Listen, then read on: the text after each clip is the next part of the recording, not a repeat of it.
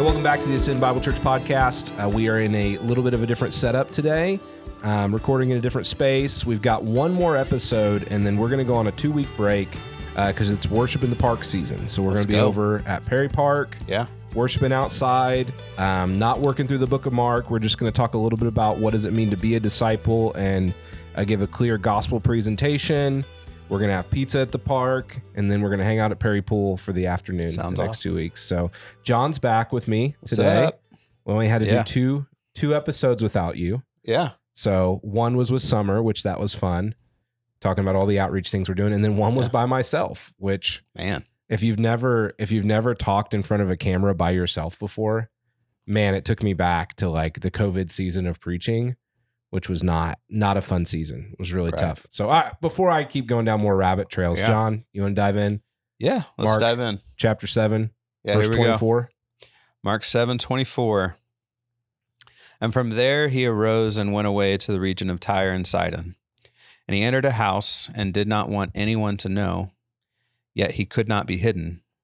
But immediately a woman whose daughter who had an unclean spirit heard of him and came and fell down at his feet. This woman was a Gentile, a Syrophoenician woman by birth. And she begged him to cast the demon out from her daughter. And he said to her, let the children be fed first, for it is not right to take from the children's bread and throw it to the dogs. And she answered him, yes, Lord, yet even the dogs under the table eat the children's crumbs. And he said to her, for this statement you may go your way, the demon has left your daughter. And she went home and found the child lying in bed and the demon gone. Then he returned from the region of Tyre and Sidon, but to the Sea of Galilee in the region of the Decapolis.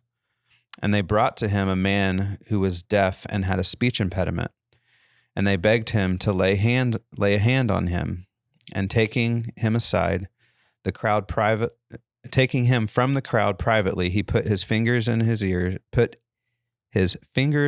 his ears, and after spitting, touched his tongue. And he looked up to heaven and sighed and said to him, I told you I was going to mess this up. I was waiting for it. Ephphatha. There we go. That's how you actually say it, though. Yeah. Spot on. Way better than that the is Sunday. Be opened. And his ears were opened, and his tongue was released, and he spoke plainly. And Jesus charged him to tell no one. But the more he charged them, the more zealously they proclaimed it. And they were astonished beyond measure, saying, he has done all these things well. He even makes the deaf hear and the mute speak. Yeah, thank you. If you see John this week or Sunday, just thank him for reading on the podcast, because I feel like the last few weeks, every time we come across one of these texts, none of them are like super easy. There's all these phrases out there, and I said words. I said on Sunday, I prepped for that. I listened like 4 times to an audio clip of people saying it, and still got up there and couldn't get it. But you did better than me, so yeah, thanks, fam. All good. All right, so. Unique Sunday for us. We've shared a little bit on this podcast on how the process of prep and how we approach these texts. And most of the time, you and I, like, we're conversating throughout the week about the sermon. Right. We might even be in a Bible study together with the sermon. Right. And these last couple weeks, that's not been the case. And so what you showed up on Sunday morning and you heard the sermon. Yep. Really for the first time. Yep. Coming away from it, what were some of the things that you thought were interesting about this text, or just even notes from the sermon? Yeah, I really like it feels like we've shifted a little bit more toward a Gentile audience. Mm-hmm. Because the passage before, he's talking about, traditions and commandments and the things that defile a person. That's definitely like a Jewish conversation. Yeah. But then he immediately shifts to this woman whom at one point he calls a dog. Yeah. And she doesn't bat an eye. She's just like, yeah, but even the dogs get the scraps. So like, throw me a bone here kind of thing. Like, and then even in the Decapolis, which is a known place where like that's where the Gentiles lived and Jews did not go there, but he's there. And then even with the feeding of the 4,000, that's the next passage in chapter 8, that's a Gentile audience as well. Yeah. So like that was like for me hearing it for the first time, I was like, oh, we've shifted from a Jewish crowd to a more Gentile crowd. And so like as a Jewish writer, I think what you're trying to communicate and I think you did really well of communicating this yesterday was like, these are the outcast of our part. Like, these aren't the people we're normally talking it's intentional. to about. Right. Yeah. Yeah. I like to think of it as like, if you picture Mark, as he is writing these words down, in his mind, him reading them to like a crowd of people, like all of the people in the first century world, and who the people would have been in that crowd. And then him writing in a way going, these are the events that happened in Jesus's life, but intentionally, and we've talked about this before with narrative, like biblical narrative is, yes, it's what's happened, but it's written and certain details are brought to light with the purpose behind trying to illuminate for the audience the gospel. And so Mark I imagine him picturing the crowd. And like you said, it's like last story. You're probably looking for the reactions of the people that are Jewish. And how are they responding to that story? Oh, Jesus's disciples didn't keep the law perfectly as we would desire. And then now you see him turn, and this story is more focused on the Gentile audience. And I'm sure there's like two very different responses. The Jewish audience is going, why is Jesus talking to these people? Why is he even spending time there? And then the Gentile audience is going, wait a minute. They see themselves within the narrative, and which I think is a pretty powerful thing. When you can see yourself in it, which I felt some of that yesterday. I was thinking about people in the room that I've had conversations with, or I've heard things from other people that have been having conversations with them. And it's this weight of, I'm not even good enough to approach Jesus. I'm unqualified. Right. Even here you see that, like the woman knows she's unqualified. He indirectly calls her a dog. Which was a derogatory term that they would have used to describe Gentiles. And she's like, I know I'm a dog. But even the dogs get to eat the scraps, right? Like, she kind of like plays into, I know I'm an outcast and I know I shouldn't be here, but please do something. You're the only person I can come to. Yeah. And we can sit on that piece for a minute. Cause it is, it seems a little harsh. It seems a little direct. It seems like, name calling, as we've said. But one, we can't underestimate Jesus knowing her heart, and knowing how this circumstance is going to go. But then once again, why does Mark put it in here this way? And it's because it's such a clear display of humility. She's saying that Jesus is saying, okay, if you just take it in real time and you pull the dog illustration out of it, Jesus is coming because God has made a promise to the nation of Israel to send them a Messiah to redeem them. And Jesus is the fulfillment of that Messiah. And so he is ministering first to the people of Israel. Right. But even with that and his goodness, his ministry is for all people. And so that's the illustration. It's that, Jesus is so good that there's enough, just not just for those who are at the table, of this covenant that's been made between God and Israel, but for all those who are even around, the table. And so, and I like, for what I'm automatically thinking is like, well, this is something new, right? Like he's here for the Jewish people. The Jews are God's people. But even you think back to Abraham, and it's like he promises to bless Abraham. And one of the things that he says in there is all the nations of the world will be blessed because of you. And so it's like, it was already there. Like the nations were going to be blessed. And like, so like, I was just thinking through, Paul calls it a mystery, the mystery that the Gentiles are included. Like Jesus is foreshadowing that. It's like, this is already happening. The kingdom of God is here and it's for everyone, Jew, foreshadowing Gentile. and fulfilling in that, like, Mark's text says she's a Syrophoenician woman, meaning that she's from that area of Sidon. Yeah. But in Matthew's text, it's recorded that she's a Canaanite woman. Mm.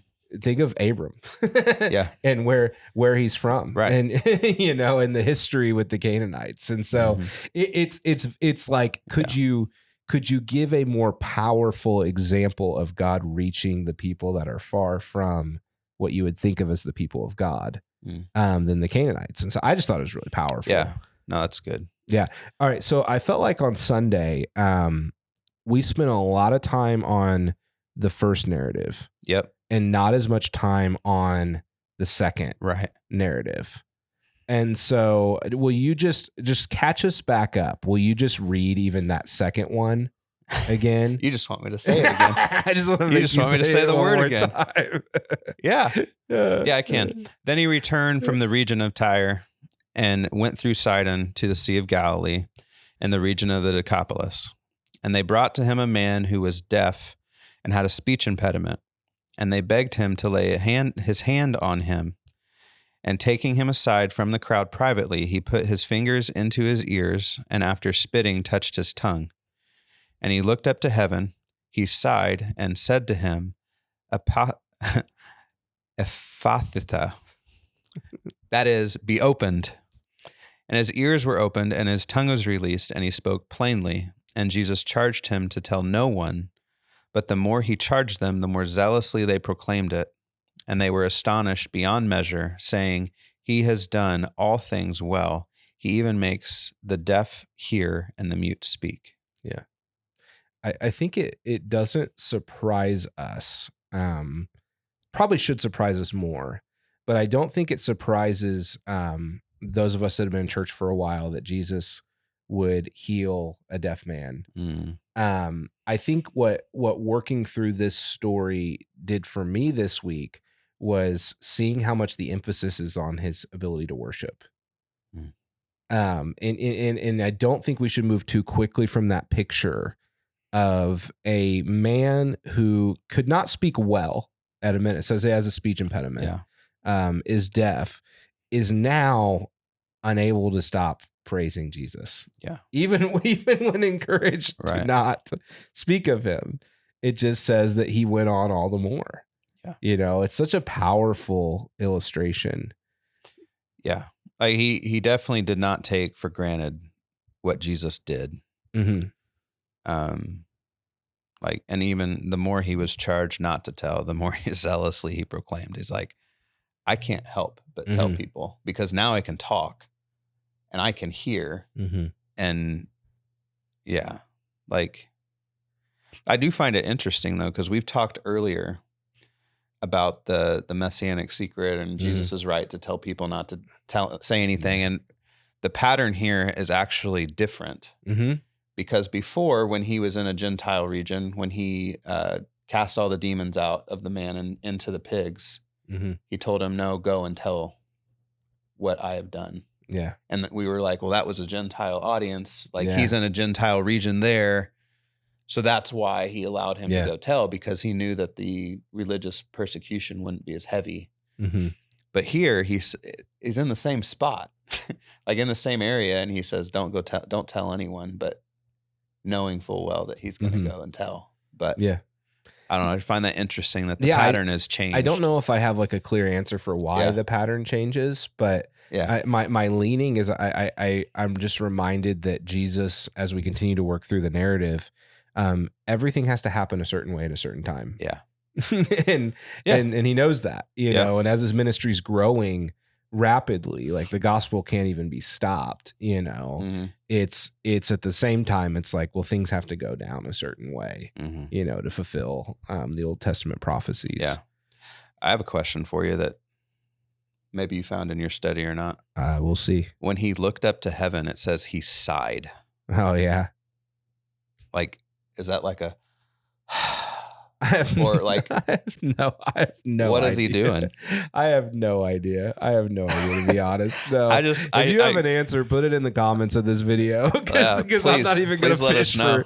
I'm not going to fish for one. Because I read this now twice. Yeah. And we heard it yesterday, and I was like, what does it mean? He looked up and sighed. I was going to ask you one too. Here we go. We're showing our cards this week. I was going to ask you, why do you think in certain times in the gospel narrative does it tell us what he said in the original language, and then other times it doesn't? He's saying all of these things, right? So why all of a sudden? Yeah, why does he put significant that word in there?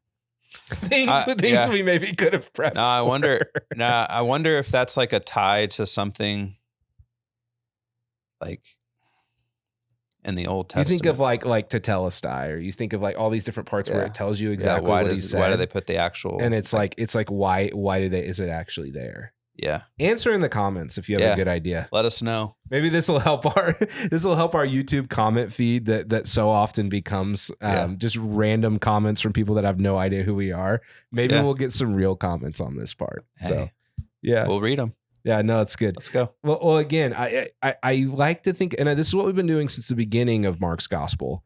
We've been saying that his intention is to say that Jesus Christ is the Messiah. And this is and so he's telling us who Jesus is. And we need to focus more on who Jesus is versus what he does, specifically for us. But at the same time, I think it's so in these stories, it was just like I was brought back to that. I felt the same shift you're describing. Yeah. Where it's such a clear shift in the narrative that you're like, okay, why is this here?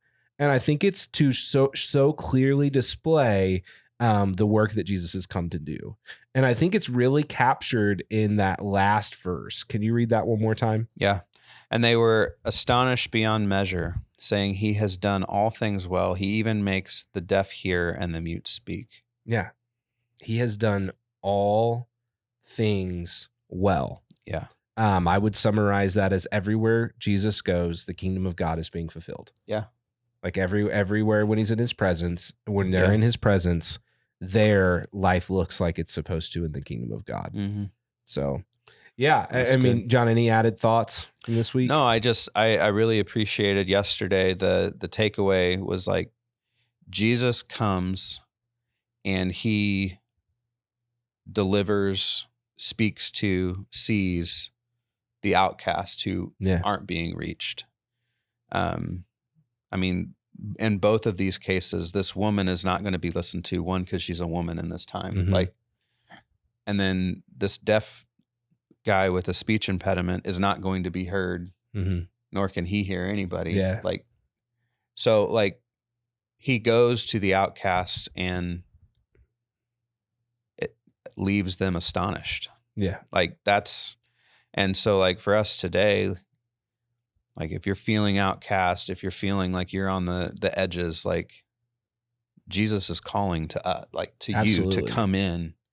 And that's what the church is supposed to be about. It's supposed to be a place where the outcasts can come in and have a spot and be comfortable and also have your toes stepped on by what Jesus is trying to tell us. Those of us who have been in church for a long time, we tend to get really comfortable just sitting there, doing the things, listening to the songs, listening to the sermons, participating in our serve teams. But what are we actually doing to reach our community, reach the outcasts? That's so good. Invite the people in that are not being brought in like they should be. Yeah.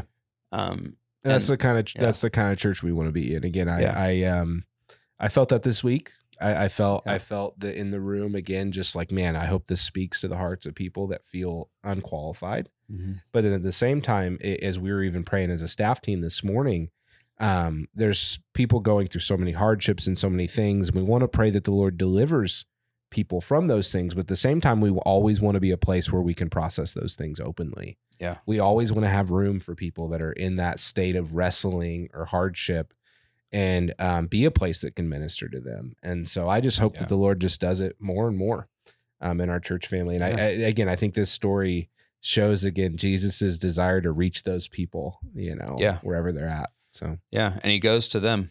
So Yeah. let that be a lesson to us. Like, go.